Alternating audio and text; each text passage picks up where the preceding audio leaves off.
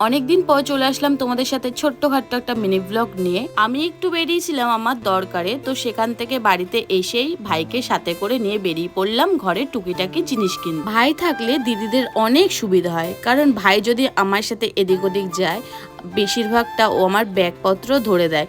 ও প্রথমে একটু লজ্জা পায়, যাই হোক ও দেখছে ও হাতে করে নিয়ে যাচ্ছিল, একটু লজ্জা লজ্জা পাচ্ছিলাম যে তুই নে, তুই ছোট, তোকে কেউ কিছু বলবে না। তারপরে গল্প করতে করতে চলে আসলাম আমরা দুই ভাই বোন মিলে স্মার্ট বাজার। অনেক কিছুই নিয়েছিলাম সংসারের টুকিটাকি, তো মা আমাকে প্রথমে বলেই দিয়েছিল মনে করে সবকিছু কিন্তু আনবি।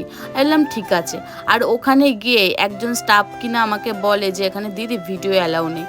কি আর করা যাবে, তখন তো আর ভিডিও করতে পারিনি। আর তার আগে যে ভিডিওগুলো করেছিলাম সেগুলো করে নিয়েছিলাম লুকিয়ে লুকিয়ে, তখন সেখানে কোনো স্টাফ ছিল। আর জানো তো ওখানে গিয়ে একটা কুকর্ম করে ফেলেছিলাম, দাঁড়াও তোমাদের চুপি চুপি বলি।